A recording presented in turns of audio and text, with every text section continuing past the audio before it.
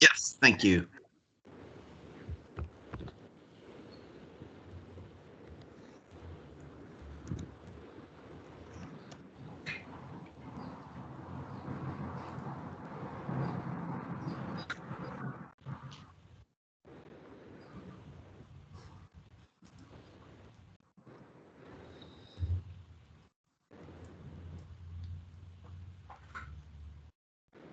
Okay, but this is not the PPT I want to show.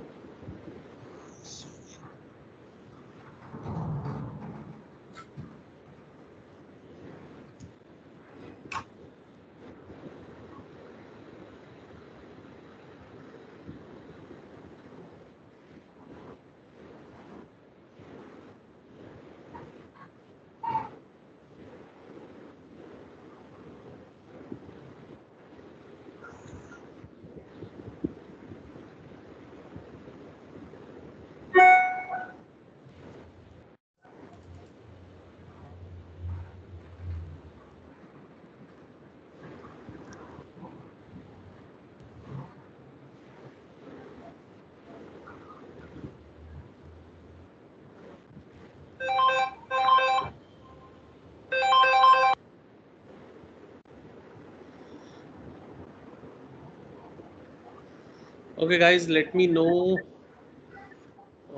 when to start. Should we wait a couple of more minutes for some more people to join in?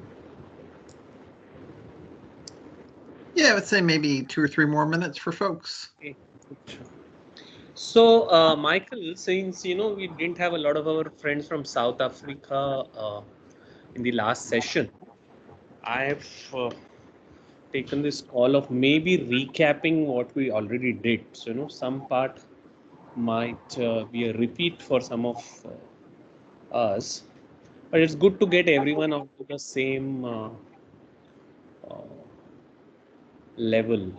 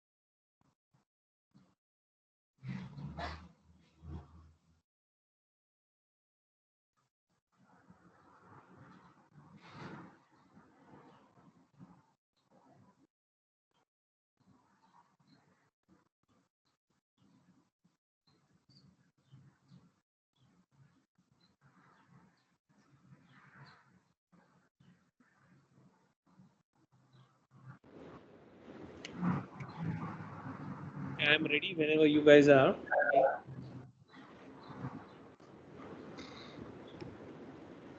I think we can start. As far as I can see, all the guests, all the entrepreneurs are here. It's only external moderators that we're waiting for. Oh, okay. As long as all the participants are here, we should get it started. Oh, good afternoon to all of you, my dear friends. Am I audible? I have a new, mic system put up for better delivery. I don't know. Is it audible good enough? Should I be loud? No, we can hear you fine, sir. Thank you. So, good afternoon, everyone. Thank you again, all of you, for joining today afternoon. Really appreciate your enthusiasm and your efforts, in supporting this program. We are here because we all have a common dream, and the dream, I think, is probably to rewrite our own future destiny. Okay, in today's world, I think nothing sells like success. So we all do want to be successful. Vadvani Foundation is a medium. I think we're just going to uh, bridge that gap between what is your potential and your ultimate success. So thank you all for being here. I just need a quick raise of hands because we aren't many of us here. Anyone who didn't attend last session but is here for the first time. So, okay, the Graf Jonathan is raising his hands. Who else? Just a quick just raise your hand and say that, okay, I wasn't there. So, okay, Yalu Thaleni, okay. Oh, Gema, okay, three of you. Oh, four. Okay, so I can see some new Mashabella. I hope I'm just pronouncing your names right. I mean, excuse my pronunciation. Elizabeth also raises her hand saying that she's new. So quite, I think, I mean, it's safe to assume that probably we are here, we are about, what, 18 of us in this group. So maybe about 7, 8 of us are new to this uh, session. So for the rest of the people who did attend it last time, you may find it a bit, repeat of what I talked about last time. But, just for benefits of our friends from South Africa, I think let us do a quick recap. Any case, the recap is good for us. Okay, my question number 2 before I start session today. Did anyone get a chance to go through the PPT that we shared, the final PPT, final pitch PPT that you are supposed to be presenting? Okay, did you get a chance to go through it? Did anyone attempt to, fill up the data that is there? Because it's just a 9-slide PPT. Anybody wants to share their experience?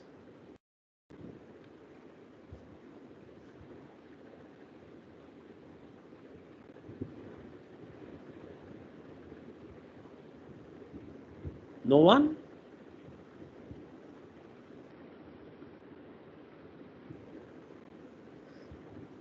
Okay, can't blame all of you. Weekends can be pretty lazy in the times of Corona, but I thought at least some of us would go through the presentation, and make an attempt to put our thoughts to it. Any case, okay. So let me start. I mean, it's always better to know. Let me start at the very beginning. It's a very good way to start, as the song goes. So let us look at. Okay, is just a minute. This is always a challenge, sharing stuff.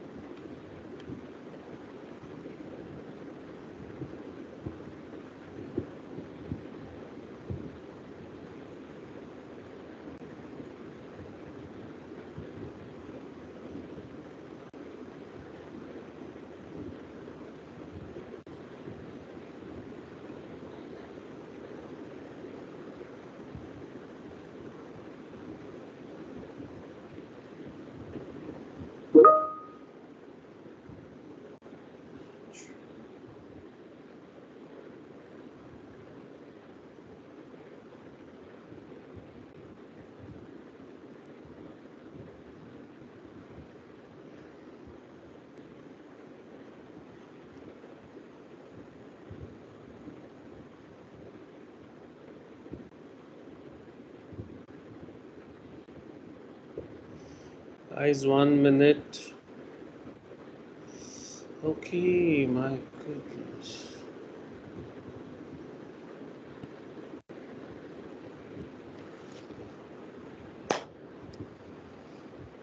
Okay, please open up fast.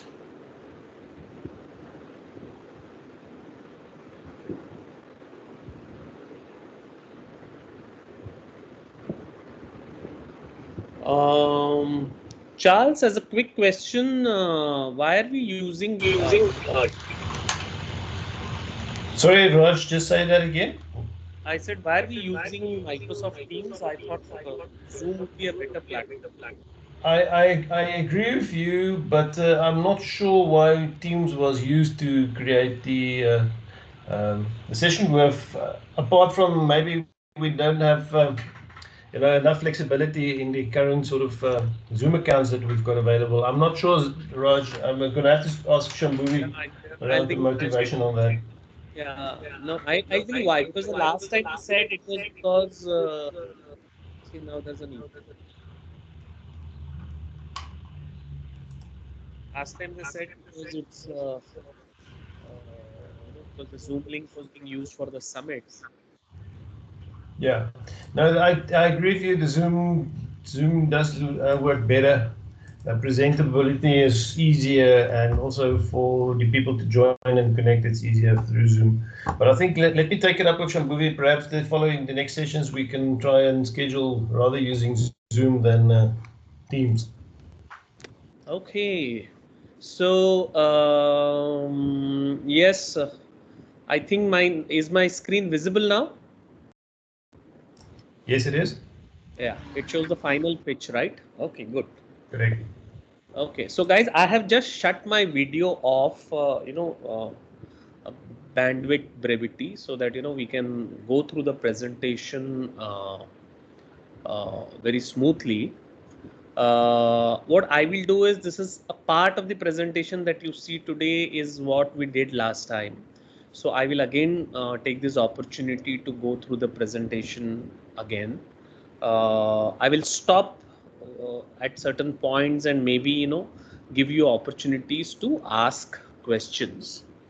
But I think, and I'm sure there will be questions, and I really welcome those. But today what we are going to talk about is more of the process and how we go about with our PPTs. Okay, so quick recap of why we are here. Wadhwani Foundation, our mission. We work with 23 countries, basically jobs. If you ask Romesh is the the philanthropist behind the Wadhwani Foundation. So if you ask him what is the single most motive of Wadhwani Foundation, and he'll just say jobs, because that is what we focus on. We believe that irrespective of our different cultures and geographies and other backgrounds, I think all economies in the world today are only powered by meaningful jobs. Okay, and what the youth globally wants it, other than of course Instagram and Twitter, is actually meaningful jobs. So that has been our focus at Wadhwani Foundation. It's almost now a 15-year-old foundation, started working from India and then has now moved to various geographies across the world. So our day starts in Indonesia in the morning and ends up in Colombia at night. So you can understand the expanse of the work that we do at the foundation level. Okay, you are here because our colleagues, if you're in South Africa, it is Holela and Charles. If you're in Uganda, then it is Sandra. If you're in Kenya, then it is Michael and Patrice. We all have kind of put together a program. And of course, if you're in Egypt, we have Mariam. So we have all, kind of huddled together and said, let us do a program for, entrepreneurs in the African continent. And in a accelerated format, let us take them from where they are at this moment to getting their business really what I call as the gold standard of success is when your business becomes investable, okay, or fundable. Why? Because that is what is really a standard. Of course, I mean, you could say I have 100 customers, 1,000 customers, I'm so much profitable, I'm so happy doing this business. But at the end of the day, the real measure is when the enterprise becomes so much attractive that real investors want to put in money. That is why if you ask me, and I've been an entrepreneur for almost 15 years of my life, and I am now an entrepreneur educator for the last 10 years. So if you ask me, what is that ultimate aim or a dream that every entrepreneur has, and that is to make his or her enterprise uh, worthy of being listed as a publicly traded company. I think that is what everyone strives for. So even if it is a Facebook or Google for that matter, today their wealth is calibrated not only based on the profits or based on how many customers that they service, but also based on the fact that there is a market valuation. So when we say that Amazon is a 1.6 trillion dollar organization, or an Apple is a 1.3 trillion dollar organization, it really means that people value. It's not that it's the money that's sitting in the banks of these companies, but it's what people collectively value these companies. So for me, I think that that is what is called as the ultimate nirvana for all entrepreneurs. I know, I mean, some of you may not want to kind of look at it in that way. For you, some of you might be a mission to make an impact, but of course, that's a debate for another day. So let us take today's opportunity to quickly understand why we are here. Okay. What will happen in the next 4 sessions? And today, of the 4 sessions, we are on session number 2. So I want to tell you about what is going to happen in the 4 sessions. Pardon the slide, it says 3 sessions because slide was shown in the last session. You will be just asked to make a pitch presentation, okay? And that format has been shared a couple of times on the WhatsApp group. So I want everyone to understand that it's a 10-slide pitch presentation. Okay, nothing. It's no rocket science. There is nothing, outwardly or exotic about it. It's just 10 slides. Please feel free to go and fill in your data as much as you want. I have no issues on that. There's nobody's going to kind of object to that. But the chances why we are spending this uh, four uh, 4 sessions is in the first 3 sessions, I will take you through the elements of the presentation. Okay, so what are these 10 slides? So instead of me trying to explain you each and every slide, I'm going to just connect the dots, and I'm going to tell you why this particular element is important in your slide. Because I mean, putting up data on the slide is easy. There's nothing. I mean, you don't need a PhD in entrepreneurship to do that. But understanding the reason of why am I putting that data, what is the implication, how does it help me in making my pitch better, that is something that we are going to value add. So the first 3 sessions we will take you through those 10 slides. Fairly easy, I could say. The fourth session is where we will let you come in with any queries that you have. So it's like a office hour. We call it an office hour. And in that office hour, you can come and ask whatever questions that you feel have been left out or you need to fill up those slides. After that, you will have certain sessions in which you will be making the pitch presentation. Okay, and we will kind of give you a schedule. We will tell you on which date, what time, who's going to be presenting. So there are going to be about 4 or 5 very senior mentors in front of which you'll be doing this presentation, and those mentors will not judge you, in the sense they are not going to kind of grade you or rank you. They are going to actually help you make the presentation better. So okay, so to that extent you don't need to be worried about, as if this is not a final presentation. There is no pot of gold that you are going to win, but there will be mentors who will actually help you uh, fine tune your pitches. So what happens after that? Why do we need to do that? Is because a simple concept that we need to have a common, a startup line for all the entrepreneurs. Some of you are different in different geographies. Some of you are at different levels of growth in your organization. Some of you have just started, while others have, fairly at a mature stage of your organization. So we need a common benchmark startup line, and that is what these next 4 sessions do. After the 4 sessions, we meet almost twice a week for till about the February of 2021.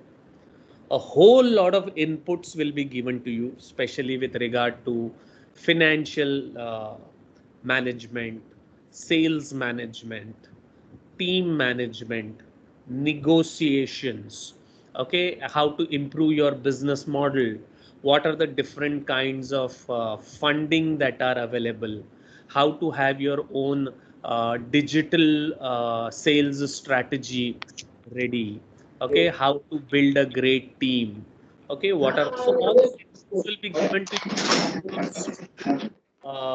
this presentation. I have some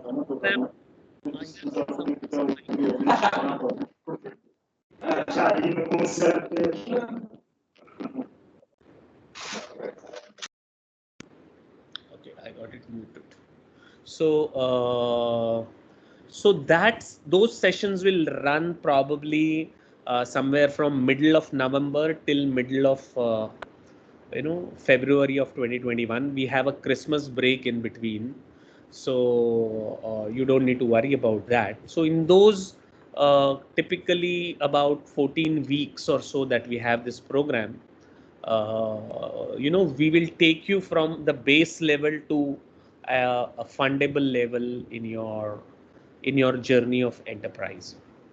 Okay, so any questions at this point of time? I know this is a repeat for some of you, but nonetheless it's very important. A schedule has been shared with you. If you don't have your schedule of the programs, then you can get in touch with your respective colleagues from the foundation in your area. But any questions on this as to what is the journey ahead? Hi there. Yes, Jonathan, you want to ask something? Yes, hi, Raz. Yes, so I did actually take a look at this through the weekend, and I find that it was. I mean, there's a lot of information, and it's quite comprehensive, the whole pitch that we want to give. What sort of time limit are we looking at when we give this? Because you say 10 minutes for final presentation with all the elements within that presentation. Yes. 10 minutes, maybe the mentor may give you additional couple of minutes more, because we want to also use another 10 minutes to give you input. So each participant, please remember, we are more than 50 plus participants in this program. Okay, so we really need to slice our time very well. So in the initial presentation, it is 10 minutes. All right, so should we always keep the details light, or should we have a mix of like very much detailed or just the highlights? 10 minutes, Jonathan. That's what I can tell you. 10 minutes. Just Okay, imagine if you had 10 minutes to, make a presentation, or else I will kill you. Okay, so you know what, right? All right, thanks. Okay, just joking. Don't bother. Okay, so yeah, 10 minutes. Believe me, in life, life is fairly unfair to a lot of us.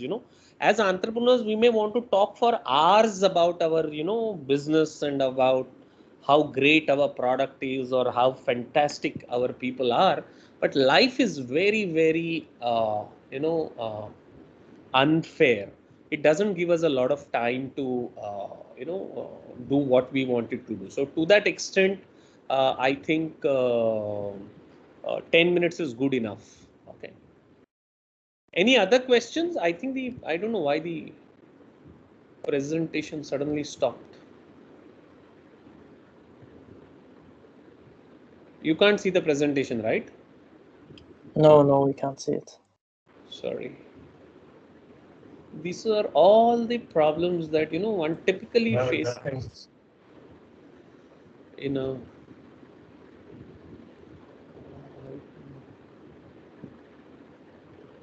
no, just a minute, please. Sorry.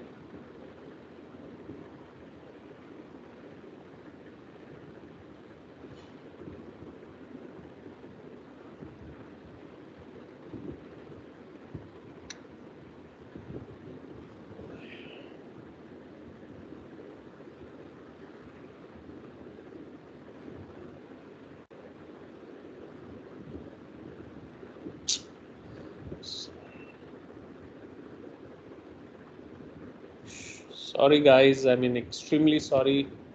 I don't know why, because last time too, my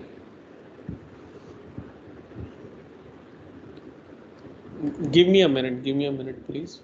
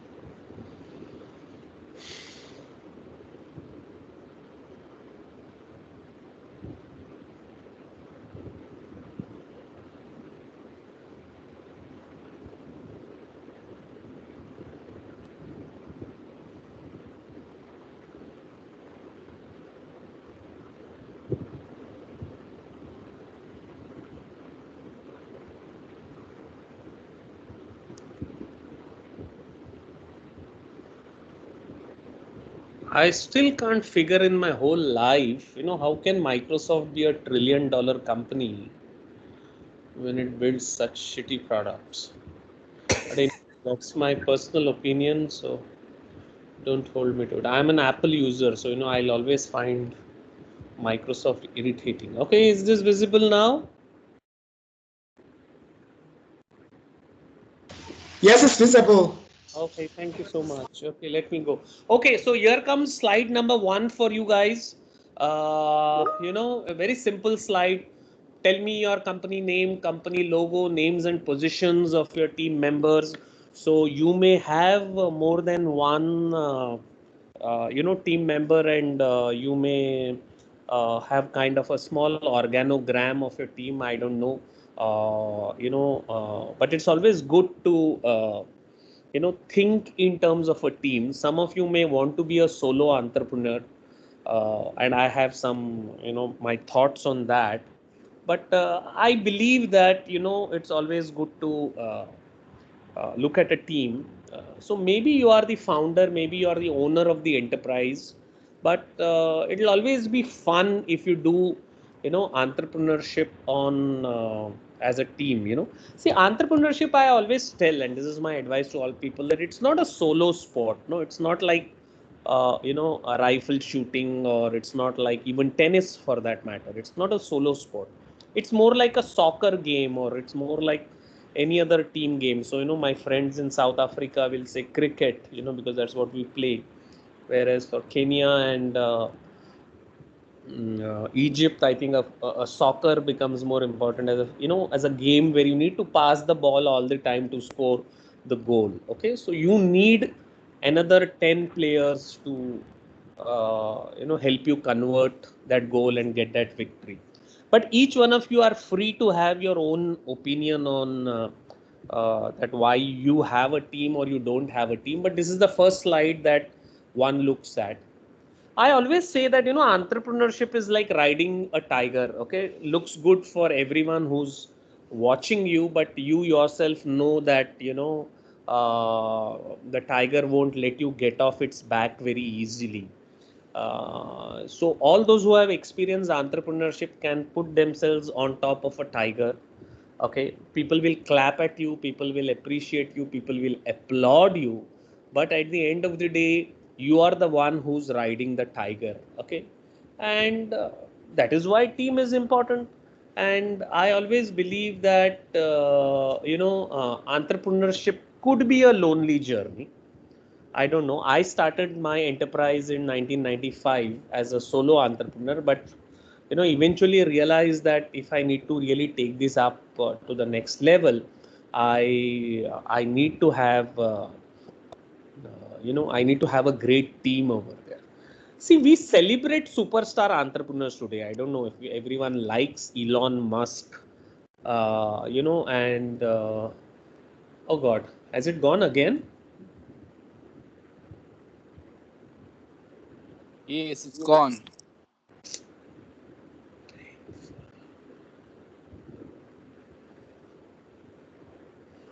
Oh, Hear me? yeah.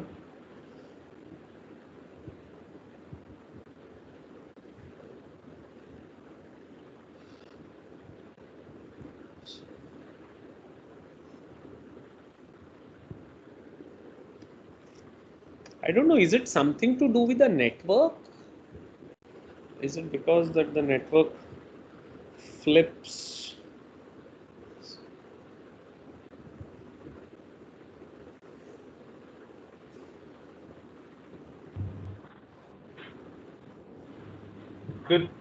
Could be a network, Raj.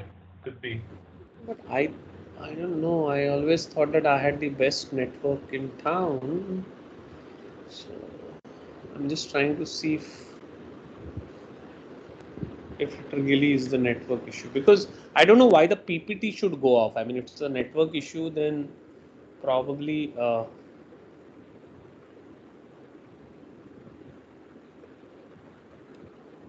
probably so coming back to this, my quick thoughts on solo superstar entrepreneurs is good. Elon Musk, basks in the glory of being that great inventor, and but if you really look at Elon Musk's story, also, he's always built a great team, to achieve whatever he has always aspired to do. So whether it is a PayPal, or then it's a Tesla, or now SpaceX, Elon Musk has always built a great team under him. But of course, he is the face of the organization, like Bill Gates was at one point of time. But everybody knows that behind Bill Gates, there was a Steve Ballmer and this other gentleman, I forget his name, the tech guy. So they all built it. Maybe you can be the face of your organization. Okay, so you will be the guys who will take the bouquets and the brickbats. You could be the superstar, but I think if you really need to build agility in your team, then it is always better to have a team. Okay, so where is this team? All of you are there on LearnWise. I mean, I see a lot of conversation happening on the WhatsApp groups about how to get on to LearnWise. You have access to this fantastic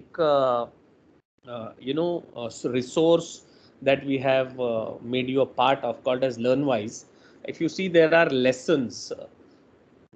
Let me see if I can show you the lessons that are there.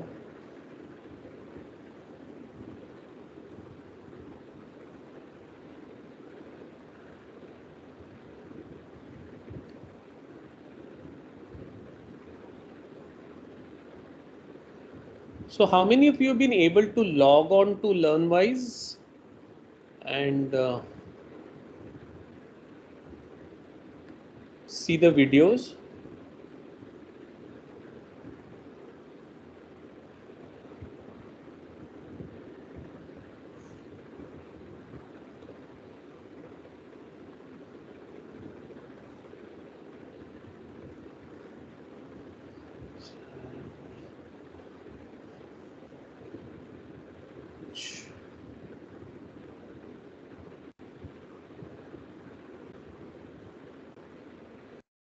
Videos on.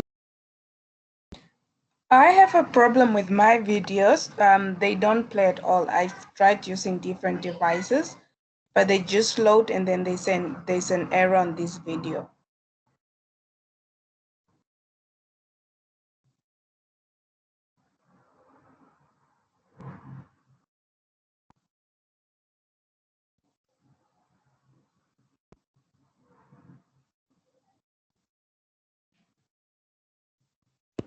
Was that an issue with your device, or was it for only for LearnWise that you were not able to see? It's just for LearnWise. Okay, maybe Because the we'll. video would load and then it just gives me an Okay.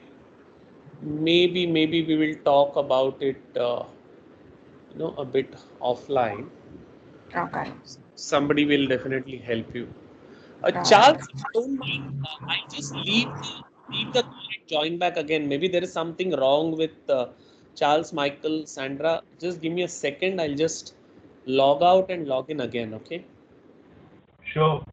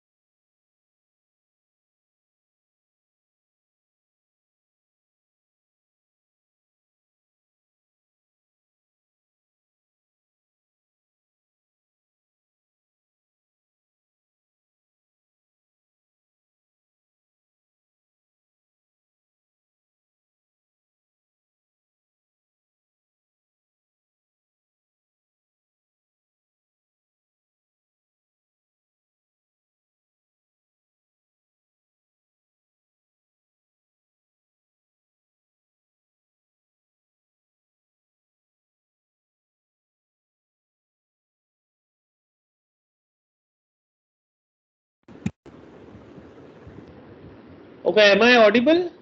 My God, this is just turning out to be a Yes, you are audible. present. Yeah, we can hear you, right?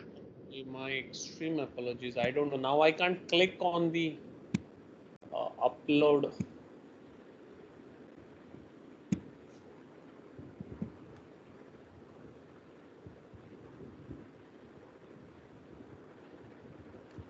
I just can't seem to click on it. God. It was one of those days.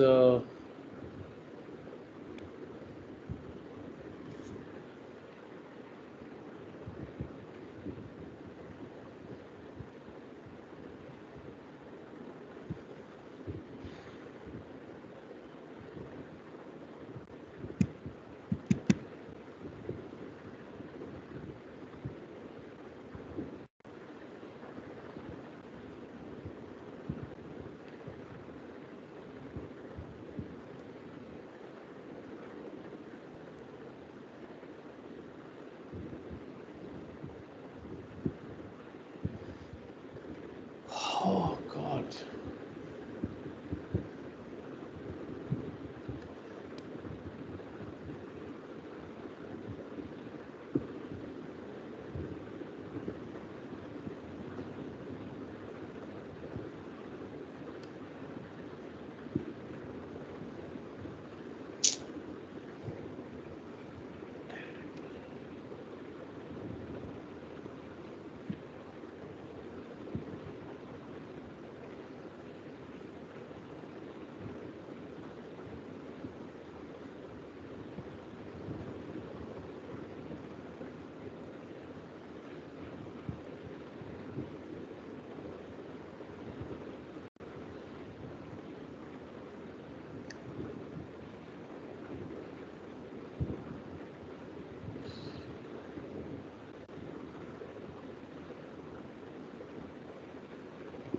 Guys, is something still uploading? Nothing at my side that I can see, Raj. Yeah, it's just getting uploaded. I don't know why this is turning out to be a nightmare of a presentation tonight. Okay, God.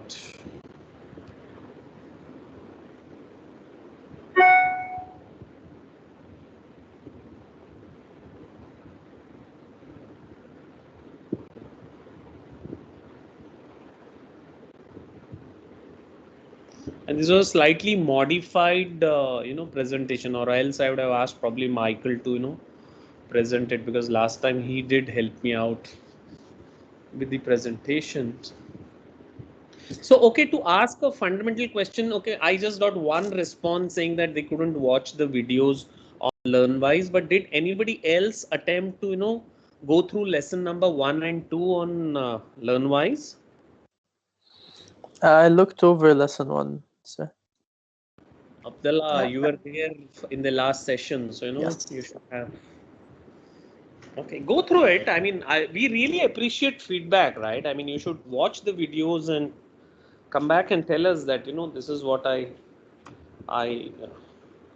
If you're looking for some feedback, I found that the questions just jumping in between the video was a bit confusing. I would have preferred to have watched the video as in with the flow and then perhaps asked questions afterwards.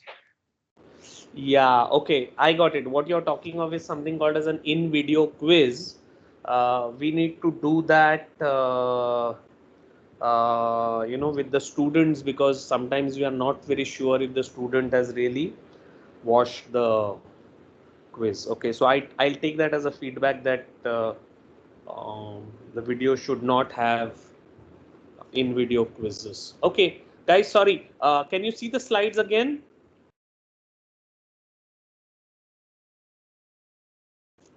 Yes, Yes, no, it's maybe. back up. Can you see it? Yes, they are visible. So please bear with me. Lesson number 1, if you go, there are two concepts that we talk about: the concept of flow and the effectuation principle. I appreciate the fact that you know some of you have already started, and you did not you probably picked up something that you learned on the way, or you saw somebody else doing it. So this concept of flow, there are two very important people here that we talk about in lesson 1 and 2. So Mihaly Csikszentmihalyi is a Hungarian American professor who came up with this concept called as flow. Okay, he says that successful entrepreneurs, okay, always connect to something which is more divine, or something which is more deeper inside them, when they actually that is what makes them successful. Okay, so my friends in South Africa here will appreciate. I don't know how many of you watch cricket, but just last night, and one of my most favorite South African cricketer, AB de Villiers, he just had a fantastic inning that he played just last evening, and the way he batted, it was like in divine form. So whether if you see Ronaldo playing football, or a Messi playing football, or our friend from Egypt, who's the famous footballer from Egypt? Salah. Mo Salah, Liverpool, right? Okay, so if you see them play football, you realize that it's not a job that they are executing. It's not just about the training. It's not about the hours that they have spent in training themselves. You feel that it's coming right from the bottom of the heart to where it is connected. So Mihaly says that entrepreneurs are successful if they are connected to the flow. You should watch the video in lesson number 1, okay, on the concept of flow. that will basically help you understand the concept more deeply. The next person that we have is the lady on the right called Dr. Saraswati. She's a professor of entrepreneurship at the Darden School of Business in the USA. And she came up with these principles of effectuation. Okay, she says successful entrepreneurs, and she studied over 250 successful entrepreneurs. And she said that successful entrepreneurs have 5 defining principles, and she called them as the principle effectuation principle. So she says that all successful entrepreneurs start with what is called as the bird in hand. Everybody understands this phrase, right? A bird in hand is worth two in the bush. So successful entrepreneurs don't run after opportunities just because it is fashionable, or just because everybody else is doing it. They start with what do they have. So the first principle is bird in hand. Bird in hand says that who am I as a person, what do I know, and whom do I know. Okay, so you start small. For example, we have a few friends here from the agri-tech business and from the agriculture business, and last time we had a small round of introductions, and they started off, I'm sure they've started off uh, by having connects in their local ecosystem, by having a deeper knowledge of the work that they are doing, by realizing that this is what is connecting me as a flow. Okay, so success will only come if these elements click into places. That is very important. Why we are talking about it? You have started, no problem, but you will definitely going to employ people. You're definitely going to have people groom up and become your second line of command, or your third line of command. So what kind of people do you really want to hire in your organization? Do you want to hire people who are there only for the job, and they just work from Monday to Friday, collect the weekly check and go back home and spend, and they don't bother about what the business? Or do you really want people who share the same vision, who share the same passion, okay, for the business or for the work that you're doing? Okay, please understand, this is not employment for you guys, and I'm sure every one of you deep in your heart understand this, that this is not an employment. You are not here because you couldn't find a job somewhere else, or it was too difficult to do that, and that's why I know it's like I have resigned to the fact that I have become an entrepreneur. No, you have come here because there is a purpose. As Steve Jobs probably said that he wanted to do it, is put a dent in the universe. Okay, and that is what drives entrepreneurship. Okay, if you are not going to make a difference, I don't think any of you would be here on a Monday afternoon, okay, sitting through 90 minutes of a talk from India from some guy whom you don't know. You'd not be here. You are here because your very nature of what you want to do is that you want to be successful, and today you are looking out for anything and anyone that can help you on this journey. Okay, so this is what entrepreneurship is all about.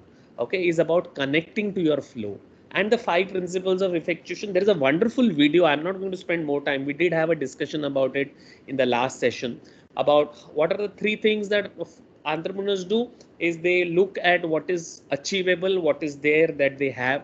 Second, they think about the affordable loss. They are not reckless gamblers that they kind of gamble away everything. Then when they take a risk, they make sure that the risk is affordable, that it's not going to kill them.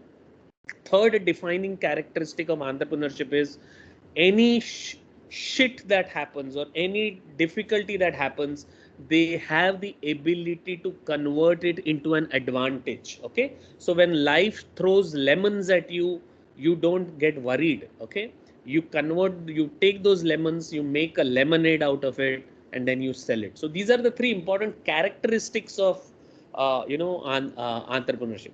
And what are the other 2 defining traits of entrepreneurs? Is that they build great networks. Okay, so they are consummate networkers. So if you really go back and look at yourself, you also like the concept that today you are here on this program, you're going to meet about another 30-40 more entrepreneurs from various geographies. You're going to be working together. For you, the gains from this program is not only the knowledge that you're going to take back, but also the fact that you're going to build a great network. So Crazy Quilt is a network building trait. And Pilot in the Plane talks about how entrepreneurs have the vision that extends beyond the horizon. I mean, they don't see life as people see it in their everyday life. They always have a vision that extends far beyond the today and tomorrow. They actually take a peek into the future. Friends, I'm not going to spend more time on this. I would love to talk to you about this, but you should go to lesson number 1 on LearnWise, watch all the videos, and if you have any queries, then we have a session in which we'll help you get those queries cleared out. Okay, so let us now quickly move. Okay, I didn't want to take about it. Okay, one thing that we always talk about teams is, and this is one of my favorite, is when we talk about teams, we always say that team should be like the palm of your finger. The power of 5, I say. Each one of you, I mean, this is the great exercise you want to do.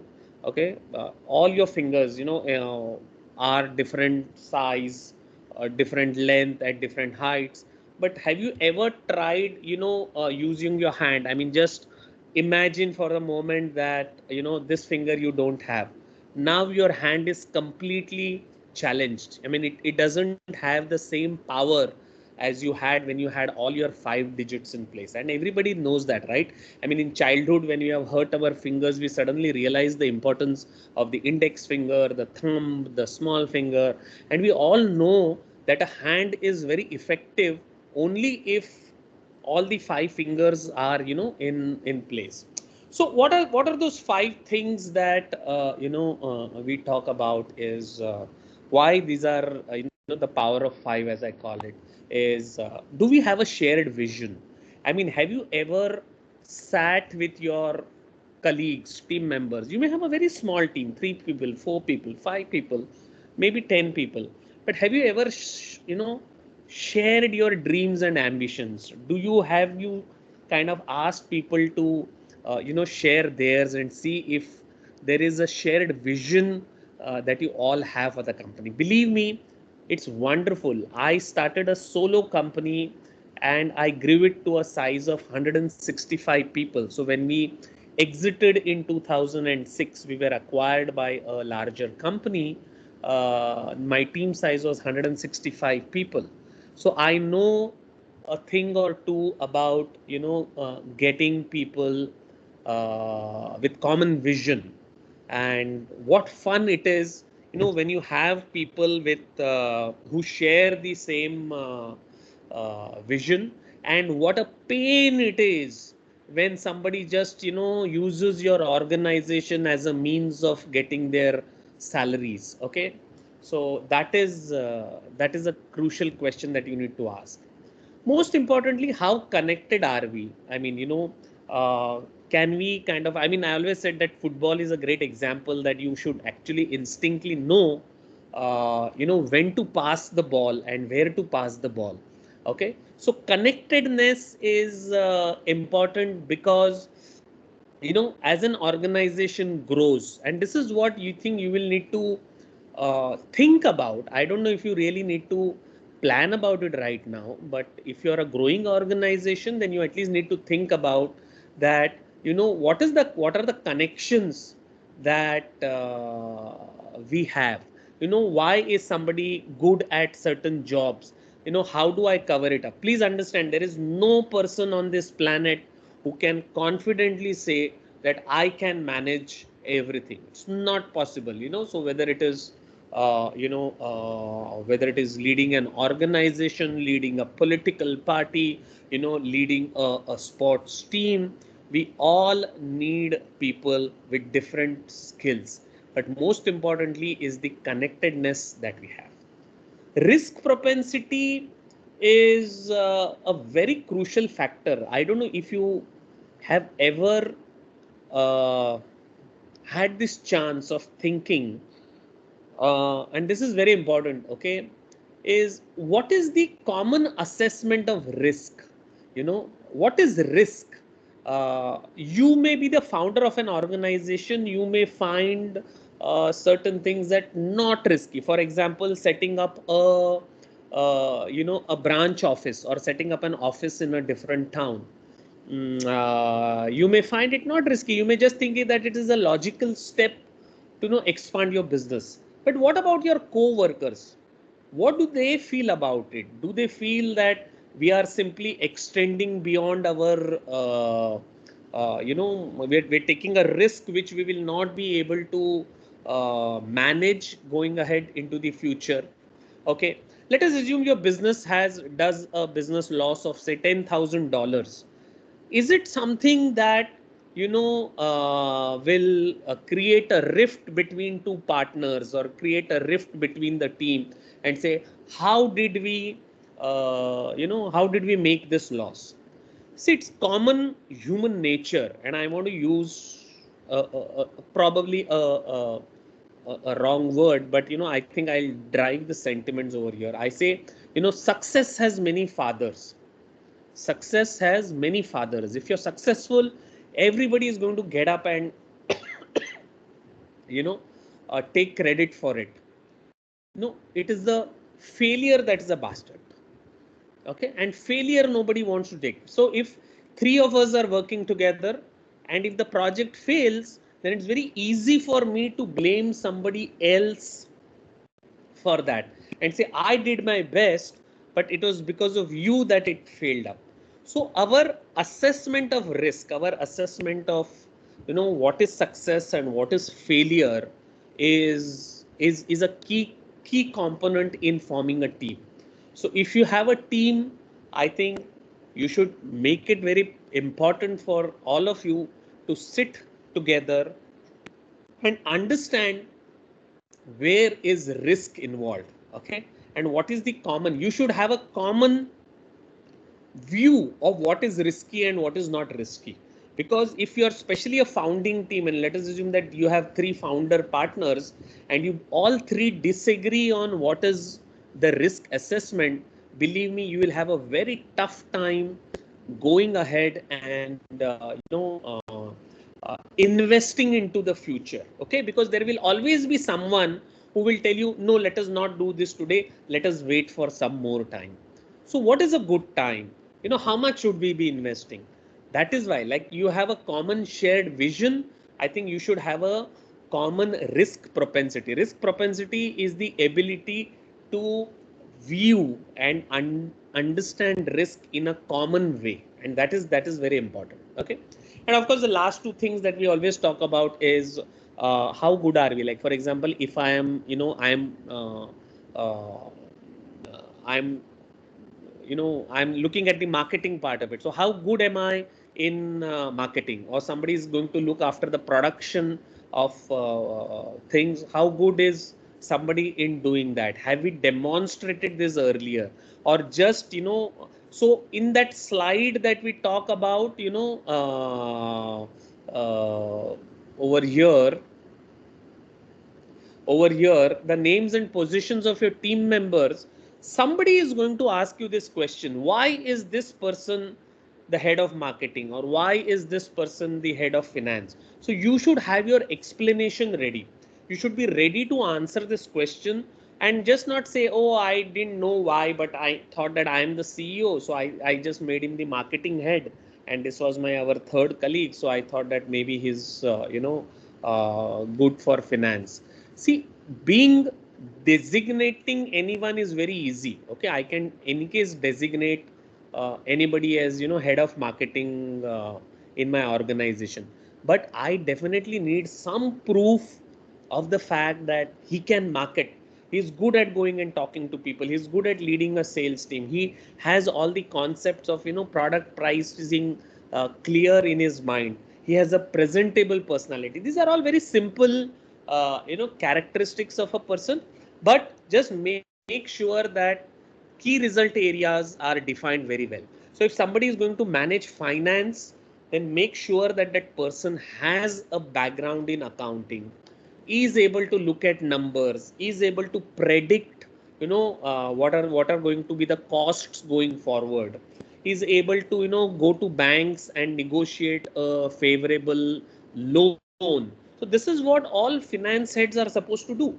Okay, so don't just designate someone for the sake of designation. Make sure that you have the right set of people who are that. Okay, of course, and the last part is how good are we working amongst ourselves and with others in today's world. Please understand, you may be excellent in your job, excellent, no doubt about it. You may be the best baker, and you may be making the finest cake in the whole town, doesn't matter.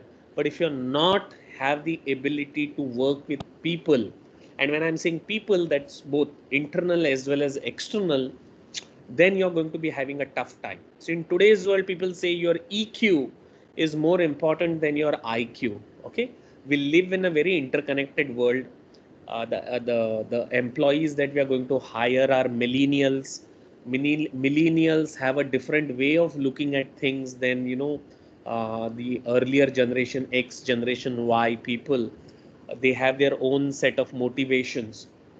So all these factors you will have to consider, because in today's world, uh, just being able to kind of say that I'm the best in the business, so if the customer really wants, he can come to me or he can go to hell, doesn't really cut. Okay, so you need to be able, not only you, I mean you and your whole team should be able to work with people, and that is what is a defining characteristic today. Okay. Sorry, I mean, when I do this presentation with students, I use the example of, how many of you, please raise a hand, how many of you Avenger fans here in this group? Just raise a hand, quick.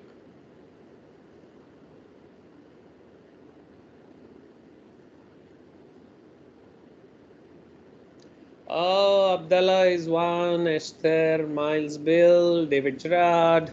Okay, Jonathan. Okay, great. Okay, fair enough. Not everybody needs, to be Avengers fans. Okay, some of them are DC comic fans also. So, any case, so great learnings from the Avengers series. That you have to accept the fact that all the Avenger members are superheroes in their own right.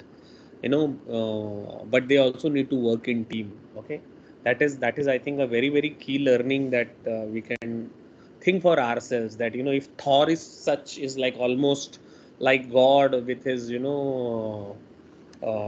with his hammer and all that, but why does he need a Spider-Man, and why does he need others in the team, Iron Man, Black Panther, to defeat Thanos? Okay, because the journey to success is probably like defeating Thanos. So we may all be supermen in our own category, but we all need to work in teams. That's very important. Okay, so my quick advice to if you are an entrepreneur and if you are kind of setting up an organization and stuff like that, I think you need to have a few things as healthy practices going forward. Oh, okay, and this is all comes from personal experience as well as I should say working with a lot of entrepreneurs on what happens. You may have a great team, great market, great product, but a shitty team, everything is going to go to dust. Okay, so most important is founders agreement. I don't know how structured your enterprising is, but you need to have a founders agreement. And founders agreement, one of the most important clauses that you need to discuss right upfront is exit clauses. Okay, you and me are partners, fair enough, good enough, everything is going fine, we are enjoying, we are making a lot of money. But what happens if tomorrow I want to quit the business? Okay, what happens? Do I just walk away? Do I get something in return? If I have to give away my share of the business, what will it be valued at, how do we separate out, because separation is a reality. It's not in the, it's not in the realms of mythology. It is a reality that you have. I mean, we have seen great businesses split basically because the founders over a period of time just couldn't want to work with each other. Business goes to the dogs because there was no founders agreement. Nobody discussed what's going to be a healthy exit policy. So the law, and I'm sure the law in your respective regions also helps you draw something called as a founders agreement. You may need some help, you may need some professional help from people to get it done. So get a healthy founders agreement done. Discuss separation with your with your co-founders and say what will happen, what will happen if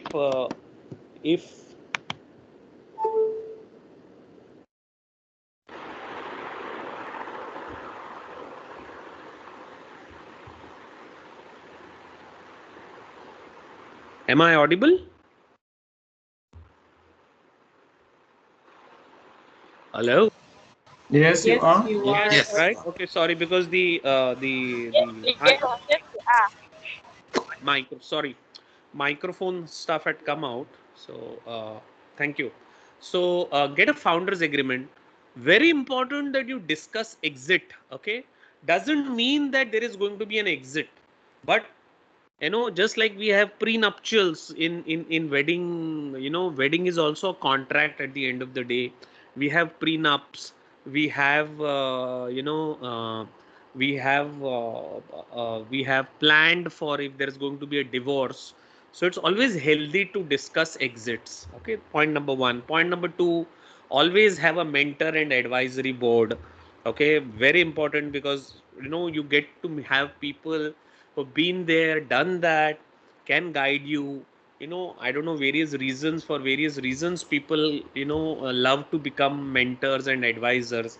But if you have a great advisory board, believe me, it's like having great college education at no cost. Okay, so I always had great mentors advise me when I was running my. Somewhere selling properties. And a very important painting doesn't belong to him. I'm sorry, what does this have to do with us? You have 12 licenses, a jurisdiction which I control. So if you want to do it, I can.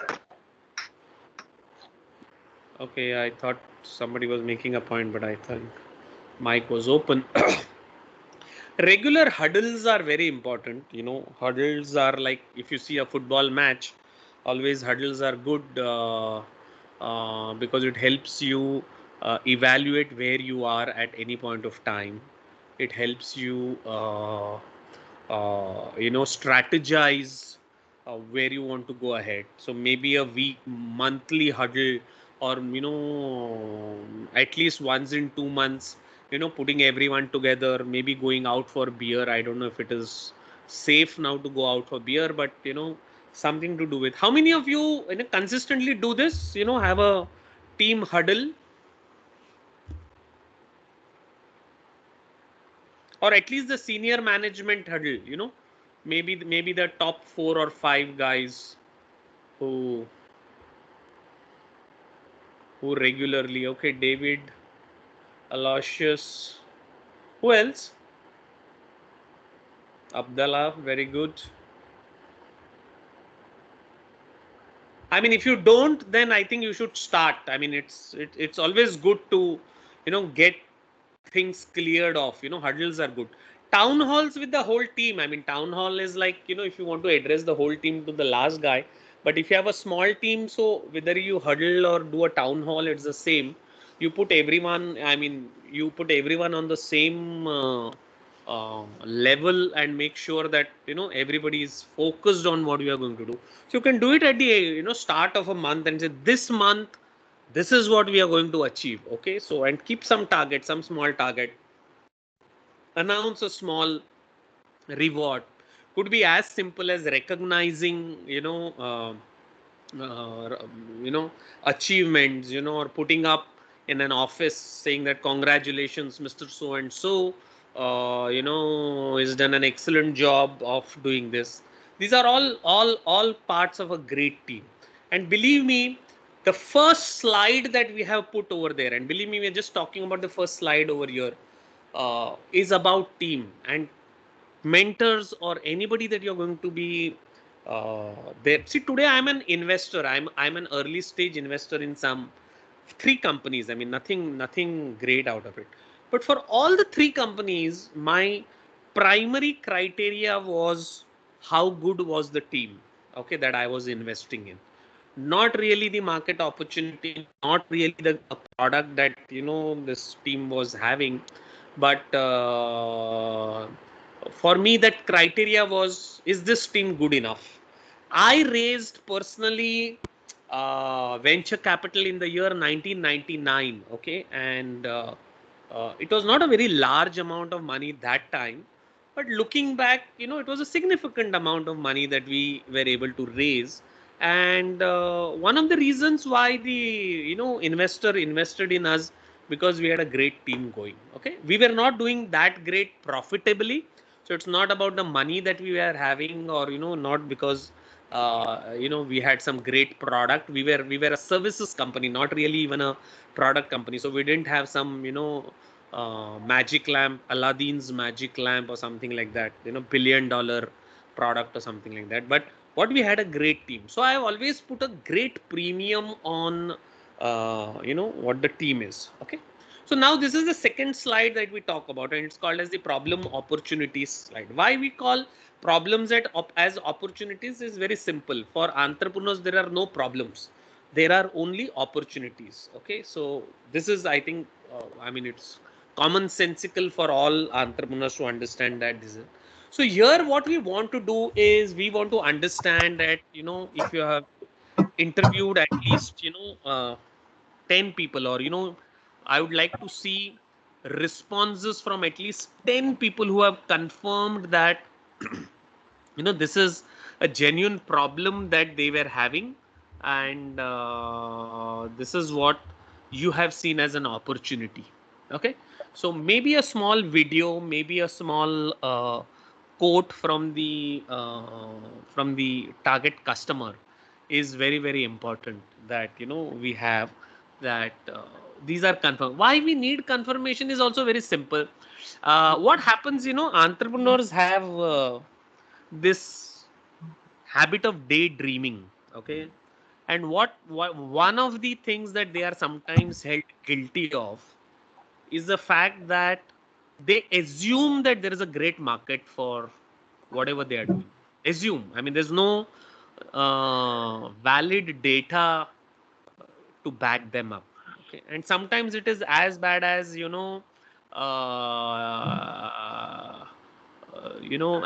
bad as the fact that it has happened to me, and so it is probably happening to a lot of people. Sometimes it is validated, sometimes it is not. Okay. And we were talking about, I think, in one of the presentations about this uh, lady entrepreneur from Cameroon. I think her name is Vanessa Zumi, if I don't get her name wrong. And she started this moringa tea. She uses the moringa tea leaves to create a tea for diabetics. Okay. And she's extremely successful doing that. And how did she start it? She started it by realizing that her own mother was diabetic, and somehow somebody told her, or she figured out that moringa leaves are good for diabetics, and she converted that into a tea. And now she's grown up into a great business. So which is a good thing, because she took a gamble. She thought that maybe if my mother is diabetic and I can cure her with this moringa leaves tea, then maybe there's a huge market for her. But now that is a big risk assumption. Okay. It worked for her. Maybe it will work for some of you, but maybe it will definitely not work for all of you. So to that extent, okay, get validation. This is more important. Get at least 10 people to come up and say that This is a problem. This is really a problem, and I'm willing to pay money to get this problem solved. Okay, so it could be anything, whatever you are doing. Please understand, you are not selling a product. Okay, and we are going to talk about this in detailed uh, going forward. But you're not selling a product, you are not a product seller, you are actually a problem solver. Okay, and you are solving this product problem by probably making a product, probably by creating some service. I don't know, and we're going to talk about it. But at the end of the day, somebody has a problem, they are willing to pay a price to solve that problem, and you are the guy who's going to solve that problem. So put that up across as clearly as saying that, okay, this is what I'm doing. I have 10 people here who confirm to me that this is a valid problem. And this is a big market size. So you see, the third point is, this is a market size. I'm sure you will have some calculation to tell us that there is there is a sizable market size that is available. This point number two is a slightly a trickier part for you to understand, and for that again you will have to go back to LearnWise. Okay, and I don't dare to change the presentation right now, but on LearnWise we have a specific section in lesson number 2 on back of the envelope calculation. Okay, and please go, there is a format for the back of the envelope calculation. Sorry, I did show it the last time around, but I'm not showing it around this time because if I try to toggle between that presentation, this presentation will go off and we'll lose time. So there is a simple back of the envelope calculation. How many of you understand what a back of the envelope calculation is? Quick raise of hands. Anybody can explain what a back of the envelope calculation is?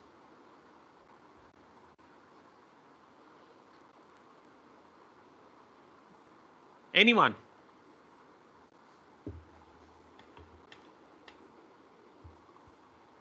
What do you mean by back of the envelope calculation?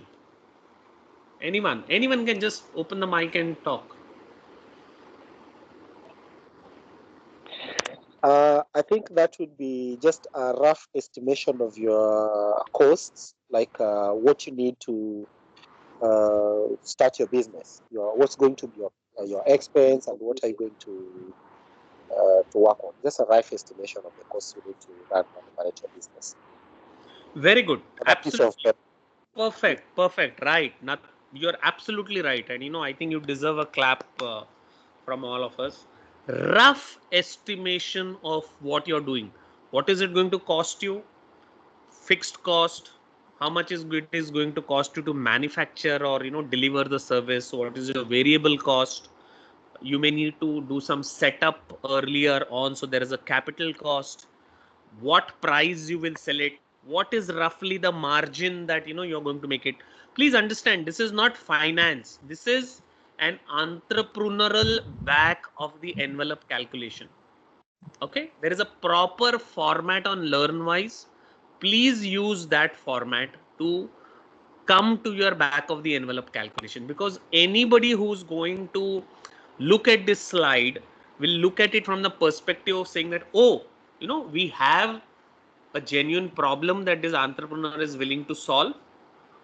He has a substantially higher market size, opportunity, and more importantly, he has taken the effort to do a quick back of the envelope calculation to show that this is a profitable business. This is all that is expected from this slide.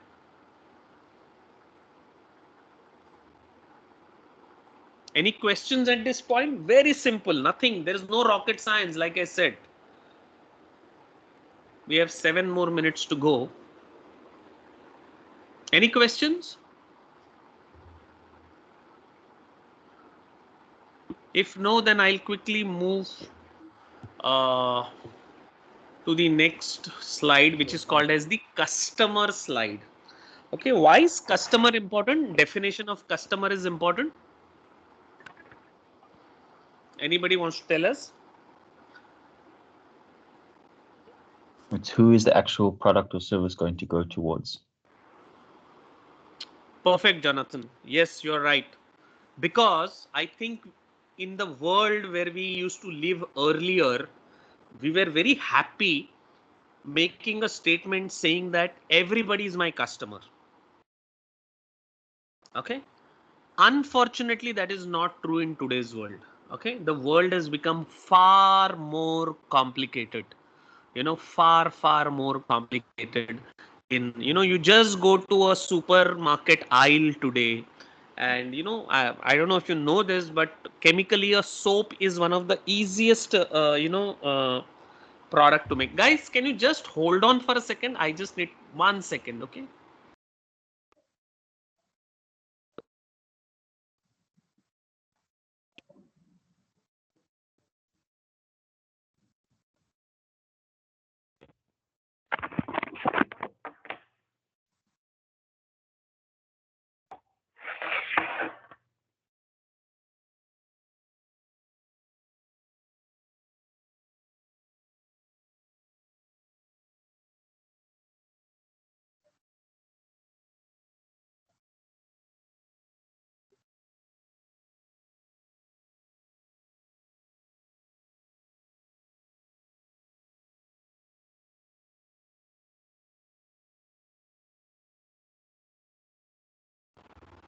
Okay, sorry about that. Okay.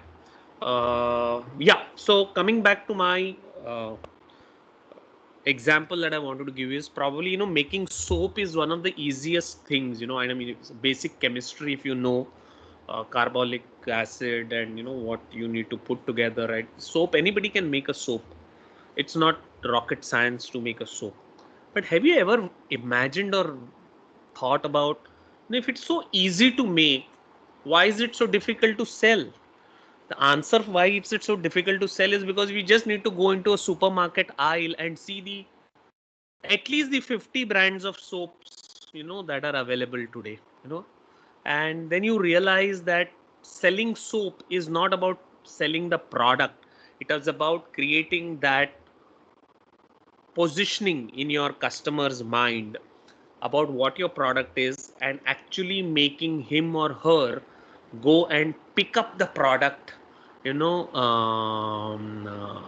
from the aisle. If you're able to do that, and you can advertise anyway, you can put it on Instagram, you can put a big hoarding in town, you can shout at the top of your lungs, you can be standing on the highway holding a banner about your soap. Anything you can do, but the customer is not going to pick it up for the simple reason because there are already 50 existing brands on the aisle. Why should a customer even bother about you? You may have the best product on this planet, but nobody is going to miss you. Okay, so in today's world it's very important that you have a very clear definition of the customer. So forget this statement. I don't want to hear any statement which says everybody is my customer. Okay, no, it's not possible that everybody is your customer. Then a customer has a definition. He has a geographic profile. He must be staying in Johannesburg, or he must be staying in Mombasa for that matter. He must be staying in Kampala, and this is geographic profile. There's a demographic profile. Age, like I said, generation X is different than generation Y. Generation Y is different from the millennial generation. Okay, so a 25-year-old guy and a 45-year-old guy are two different demographic profiles. They cannot agree on the same thing, whether it is watching the movie on Netflix. I mean, I don't know if you have kids who are grown up, but I have teenager kids at home, and it seems every day we only agree to disagree. Okay, so whether it is a choice of soap, whether it is a choice of going to a restaurant, whether it is ordering what kind of food, or whether it is watching what kind of movies on Netflix, the generation is different. Okay, and doesn't matter. Okay, who's right, who's wrong? There is nothing like who's right, who's wrong, but it's a different profile altogether. So if your targeted customer is a 45-year-old guy, is a different entity, and if your targeted customer is a 25-year-old guy, is a totally different kind. Psychographically also are different. Okay, for me I think discount matters. Okay, discount in the sense I always end up looking for bargains. So I go for shopping.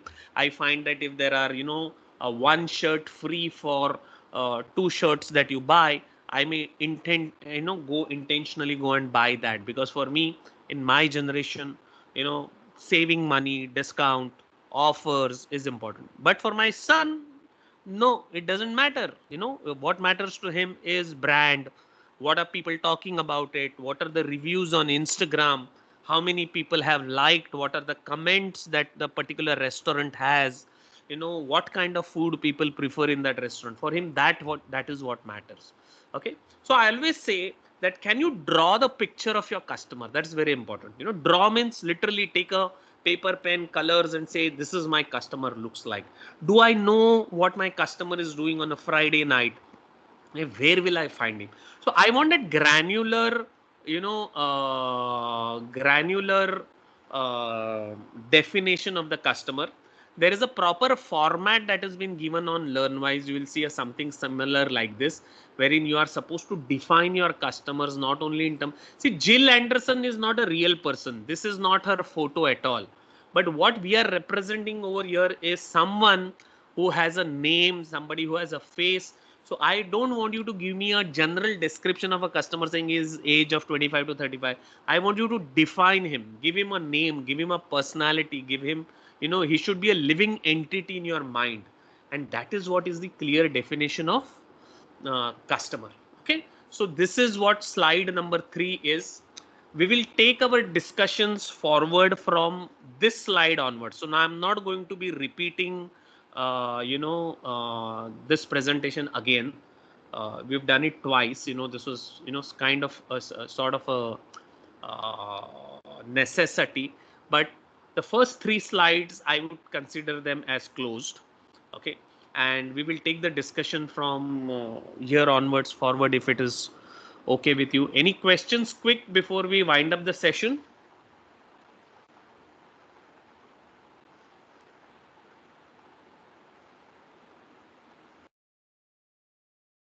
No, I think everything's generally clear, Raj. Was the session good? Yes, it was very Come on, I'm looking out for some, pat on my back. It was a very informative session. Thank you, Raj. It is 8 o'clock in the night over here, so I can do with a little bit of appreciation from my fellow entrepreneurs. Okay, good. Thank you so much, everyone. Again, we meet, I think, now on a Thursday or Wednesday. I don't know when the next session is, but please go ahead, and I want at least the first 3 slides from all participants, filled up. Okay, and we will go through from, I think, slide 4 to slide 8 next session, which is going to be a bit fast, but we can do this faster. So Charles, Michael, Sandra, Mariam, any closing comments you have?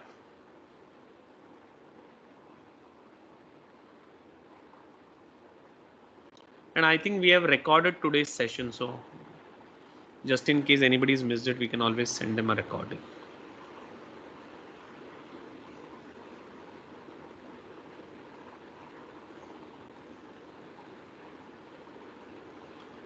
So guys, thank you so much. Enjoy your evenings. Stay safe. Wear a mask. Maintain social distancing and be safe. And then another. Thank you so much, Ross. Looking forward to the next session. Bye, everyone. Thank you, John.